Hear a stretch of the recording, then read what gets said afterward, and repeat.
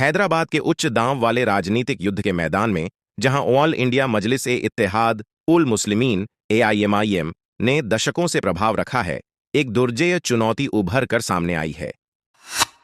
Bharatiya Janata party Bhajpa की उम्मीदवार माधवी लता मौजूदा सांसद और AIMIM प्रमुख असदुद्दीन ओवैसी को टक्कर देने के लिए तैयार हैं। आइए इस गतिशील राजनीतिक शख्सियत के जीवन और यात्रा के बारे में जानें। पृष्ठभूमि और शिक्षा। माधवी लता, जिन्हें डॉ.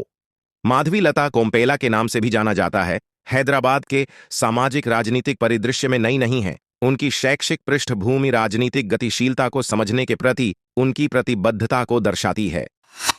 उनके पास निजाम कॉलेज से स्नातक की डिग्री और कोटि महिला कॉलेज से राजनीति विज्ञान में स्नातकोत्तर की डिग्री है। इन शैक्षणिक गतिविधियों ने संभवतः सार्वजनिक जीवन में कदम रखने के उनके निर्णय को प्रभावित किया। वैचारिक रुख। माधवी लता का पालन पोषण और वैचारिक रुख हिंदू धर्म और राष्ट्रवाद के सिद्धांतों के साथ निकटता से मेल खाता है। वह हिंदू मूल्यों के लिए एक मुखर वकील के रूप में उभरी हैं और सांस्कृतिक संरक्षण और सामाजिक विकास के संबंध में सक्रिय रूप से चर्चा में शामिल होती हैं। हिंदू मूल्यों पर उनका जोर पारंपरिक भारतीय लोकाचार में एक मजबूत विश्वास का सुझाव देता है।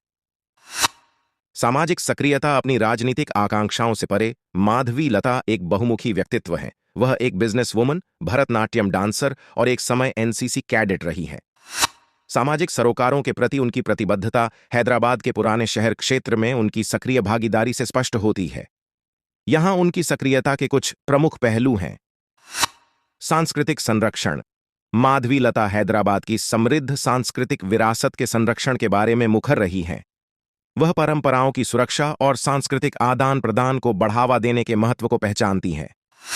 सामाजिक विकास। वह गरीबी, शैक्षिक अवसरों की कमी और हिंदू संपत्तियों पर अवैध कब्जे जैसे महत्वपूर्ण मुद्दों पर प्रकाश डालती हैं। उनकी चिंता हिंदू और मुस्लिम दोनों समुदायों के कल्याण तक फैली हुई है। गौशाला। माधवी लता शहर में एक गौशाला चलाती हैं जो गाय संरक्षण के महत्व और भारतीय संस्कृति में इसकी भूमिका पर जोर देती है। चुनावी चुनौती। हैदराबाद की लोकसभा सीट 1984 से ओवैसी परिवार का गढ़ रही है। पहले सलाहुद्दीन ओवैसी और फिर उनके बेटे असदुद्दीन ओवैसी ने इस निर्वाचन क्षेत्र का प्रतिनिधित्व किया है। 4 बार के सांसद असदुद्दीन ओवैसी ने 2019 के चुनाव में भाजपा के भगवंत राव को 2.5 लाख से अधिक वोटों से हराया। माधवी लता का नामांकन इस महत्वपूर्ण निर्वाचन क्षेत्र में अपनी उपस्थिति का दावा करने के लिए भाजपा के रणनीतिक कदम का प्रतिनिधित्व करता है। क्षेत्र में अच्छी खासी मुस्लिम आबादी को देखते हुए असदुद्दीन ओवैसी को उनके घरेलू मैदान पर चुनौती देना कोई छोटी उपलब्धि नहीं है। हालांकि स्थानीय मुद्दों को संबोधित करने के प्रति माधवी लता के दृढ़ संकल्प और प्रतिबद्धता ने उन्हें एक मजबूत दावेदार के रूप में स्थापित किया है। निष्कर्ष। जैसे जैसे चुनावी घमासान तेज होता जा रहा है, सबकी निगाहें माधवी लता पर टिकी हैं। उनका अभियान उपेक्षित क्षेत्रों, शैक्षिक असमानताओं और समावेशी विकास की आवश्यकता पर केंद्रित है। यह देखना अब भी बाकी है कि वह ओवैसी के गढ़ को तोड़ पाती हैं या नहीं, लेकिन राजनीतिक क्षेत्र में उनके प्रवेश ने निस्संदेह मुकाबले में उत्साह बढ़ा दिया है।